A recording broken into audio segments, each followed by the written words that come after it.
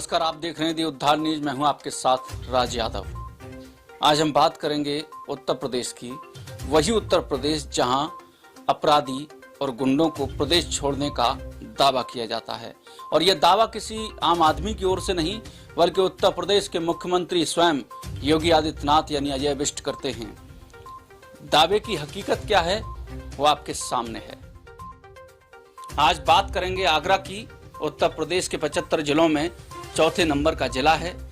पर्यटन के दृष्टिकोण से आगरा की भले ही विश्व के मानचित्र पर अपनी पहचान हो, लेकिन उत्तर प्रदेश की खाकी जो योगी आदित्यनाथ की सरकार में जो कुल खिला रही है, उसी में उसने एक कड़ी जोड़ दी है। और अब आगरा की एक नई पहचान उभर कर सामने आई है, जिसमें खाकी के दामन में दाग ही दाग नजर आते हैं, लेकिन खुद को पाक साफ साबित करने में भी खाकी कोई कोर कसर नहीं छोड़ रही है। और शायद यही वजह है कि थाना जगदीशपुरा में तैनात सफाई कर्मचारी जो हर रोज उस थाने को साफ करने का काम करता था, उसके दामन में दाग बता दिए गए हैं।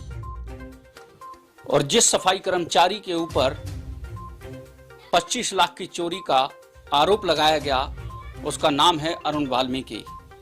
वही अरुण वाल्मीकि जिसकी अब तक आगरा पुलिस कोई क्राइम हिस्ट्री नहीं दे पाई है। अक्सर देखा होगा आपने, जब कोई बड़ी घटना होती है, चाहे लूट की हो, डकैती की हो या चोरी की हो, उसमें अपराधी का कोई न कोई पुराना इतिहास निकल कर आता है। लेकिन अब तक की रिपोर्ट्स को देखें, अब तक के पूरे घटनाक्रम को देखें, तो अरुण पर एक भी सिंगल आरोप नहीं है जहां उसने किसी के साथ 1 रुपए की भी हेराफेरी की हो या कोई उसका आपराधिक पुलिस में इतिहास हो।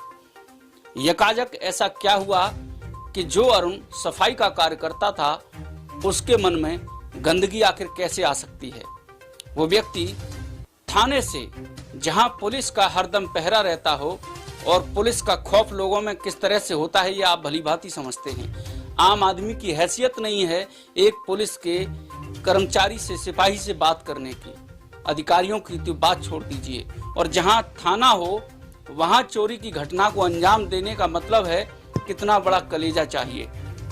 अरुण जो सफाई का कार्य करके अपने परिवार को पालन पोषण कर रहा था, आखिर कैसे 25 लाख रुपए की चोरी को थाने के भीतर अंजाम देता है, जहां योगी आदित्यनाथ की पुलिस के 7 ताले लगे हों। तालों के भीतर 25 लाख रुपए रखे हैं, माल खाने में रखे हुए थे, और उस माल खाने से 25 लाख रुपए चोरी हो जाते हैं। सीसीटीवी कैमरे थाने में लगे हुए हैं, पुलिस का पहरा रहता है, खासकर माल खाने पर पुलिस की पहरेदारी होती है। और यदि थाने के गेट पर भी आप जाएंगे तो एक सिपाही पहरेदार के रूप में खड़ा होता है। इतने सब के बीच से आखिर कैसे एक सफाई कर्मचारी 25 लाख रुपए लेकर के रफू चक्कर हो जाता है। और ऐसा क्या हुआ, जिस अरुण वाल्मीकि को पुलिस ने स्वस्थ हालत में, एकदम हष्ट-पुष्ट हालत में हिरासत में लिया था, गिरफ्तार किया था, उसकी अचानक हार्ट अटैक से मौत हो जाती है। क्या यह स्क्रिप्ट पुलिस की आपको समझ आती है? इससे पहले भी पुलिस कस्टडी में कई लोगों की मौत हुई है, ऐसा इतिहास के पन्ने बताते हैं। यदि आगरा का कोई जिक्र करे तो थाना सिकंदरा का इतिहास लोगों को समझना चाहिए। वहां भी एक पुलिस कस्टडी में मौत हुई थी। आज हम थाना जगदीशपुरा की बात कर रहे हैं। थाना जगदीशपुरा के अंदर एक सफाई कर्मचारी के ऊपर चोरी का आरोप, जांच, और जांच के बाद मौत, हत्या, हंगामा और मुआवजा, और बात खत्म कर दी गई। क्या सिर्फ यह कहानी इतनी सी है, या इसको और समझना जरूरी है? क्योंकि यह बात सिर्फ किसी अरुण वाल्मीकि की नहीं है, यह बात है पुलिस के विश्वास की, यह बात है न्याय की, यह बात है लोकतंत्र की अस्मिता की। रामायण के रचयिता महर्षि वाल्मीकि की जयंती का दिन था, और उसी दिन अरुण वाल्मीकि मौत की नींद सुला दिया गया। यानी जिस दिन जयंती का जश्न होना था, उससे एक दिन पहले की रात अरुण की लाश उसके दरवाजे पर पटक दी गई। महर्षि वाल्मीकि के रामायण के यदि राम की बात करें तो शायद उनका चाल चरित्र और चेहरा इस तरह का नहीं था, जो राम के नाम पर सरकार बनाकर भारतीय जनता पार्टी का सामने आया। राम के नाम की खाते हैं और राक्षसों जैसा व्यवहार उत्तर प्रदेश के अंदर चारों तरफ देखने को मिल रहा है। शायद यही वजह है कि आज थाना जगदीशपुरा पुलिस की जो करतूत है वो लोगों में चर्चा का विषय बनी हुई है और रामायण के रचयिता महर्षि वाल्मीकि की जयंती के दिन जो हुआ वो स्वीकारा नहीं जा सकता है। अरुण वाल्मीकि की मौत लोकतंत्र की सरेआम हत्या है। यदि अरुण वाल्मीकि चोरी के मामले में आरोपी था और पुलिस ने उसके घर से बरामदगी कर ली थी कैश की, तो फिर उसकी मौत कैसे हो गई? इसे हत्या कैसे न कहा जाए?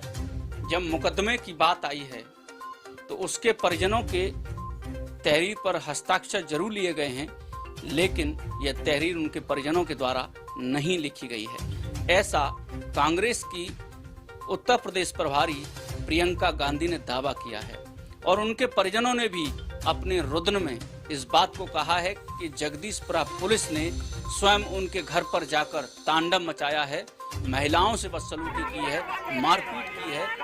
यहाँ तक कि थाना जगदीशपुरा के अंदर महिलाओं को नंगा करने तक का भी दावा किया। उनके साथ इस तरह की अभद्रता की है, जहां महिलाओं के सम्मान में बीजेपी मैदान में होने का दावा करती है, वहां खाकी किस तरह का तांडव मचा रही है। योगी आदित्यनाथ, आपको इस पर भी गौर करना चाहिए।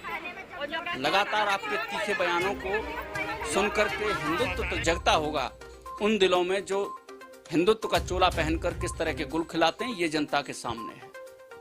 लेकिन सच्चाई यदि देखेंगे, जमीनी हकीकत देखेंगे, तो आपको उस माँ की रुदन को जरूर सुनना चाहिए जिसने अपने कलेजे के टुकड़े को खो दिया, जो अब उसके पास कभी वापस नहीं लौटेगा। चोरी का कलंक यह सिर्फ अरुण वाल्मीकि के माथे पर नहीं गया है, यह समूचे आगरा के उन कामगार मजदूर कमेरा जाति के लोगों के माथे पर लगा है जो अपनी मजदूरी करके अपने परिवार का पालन पोषण करते हैं।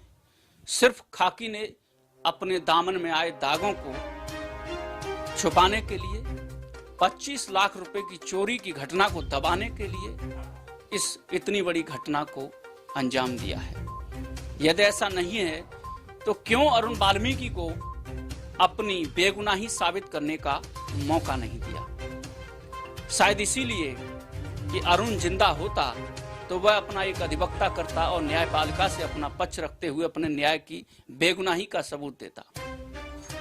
उसके परिवार को प्रताड़ित किया गया इसलिए कि वह इसमें पैरोकारी न कर सके और समाज के वो ठेकेदार भी इस पूरे प्रकरण में सामने आए और पोस्टमार्टम गृह पर उन्होंने किस तरह का तांडव मचाया, यह पूरे आगरा ने नंगा नाच देखा। अरुण की मौत पर सरकार के पिट्ठू बनकर जो ठेकेदार आए थे, उन्होंने सरेआम अरुण की लाश की नीलामी कर दी और ये नीलामी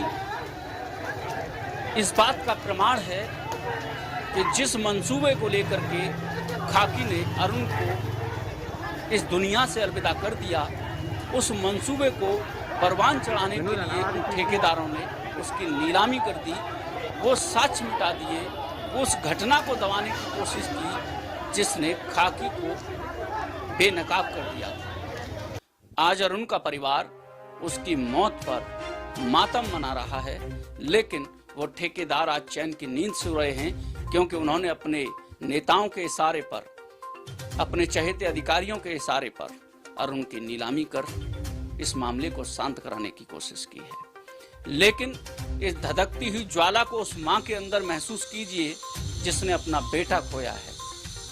उस पत्नी से महसूस कीजिए जिसकी आंख से आंसू रोते रोते अब सूख चुके हैं। उस परिवार से उसके रुदन को महसूस कीजिए जिसने अपना भाई या अपना बेटा खो दिया। यह घटना किसी अरुण के साथ नहीं बल्कि किसी के भी साथ हो सकती है और ये पहला मौका नहीं है, और खासकर आगरा में ही जब किसी माँ ने अपना बेटा खोया है। न जाने कितने अरुण जो बेगुनाही साबित करने से पहले ही मौत की नींद सुला दिए गए। खैर, इस मामले में अभी जांच जारी है। जांच कहां तक पहुंचती है और न्याय के लिए जो परिवार आज उम्मीद कर रहा है उसको किस हद तक न्याय मिल पाता है यह तो अभी समय बताएगा। लेकिन इतना जरूर है कि रामराज की सरकार की जो स्थिति है वो आपके सामने है। यदि यही रामराज है तो योगी आदित्यनाथ जी आपको ये रामराज मुबारक, और मुबारक उन लोगों को जो आपका समर्थक होने का दावा करते हैं, मुबारक उन लोगों को जो समाज का ठेकेदार रहते हुए अरुण जैसे लोगों की लाशों की नीलामी करते हैं। ऐसे लोगों को भी मुबारक जो अपने आप को जागरूक नागरिक होने का दावा करते हैं, आग्राइट्स होने का दावा करते हैं, क्योंकि उनकी यह चुप्पी अरुण जैसी घटना पर यह साबित करती है कि कहीं न कहीं आज उनके अंदर किसी न किसी बात को लेकर के खौफ है। वो अपने आप को जिंदा जरूर कहते हैं, लेकिन शायद उन्हें जिंदा नहीं कहा जा सकता है। जो बेगुनाहों के साथ कंधे से कंधा मिलाकर न चल सकते हों, अपने आप को जागरूक नागरिक कहने का दम भरते हों। फिर होगी मुलाकात किसी नई वीडियो में। नमस्कार।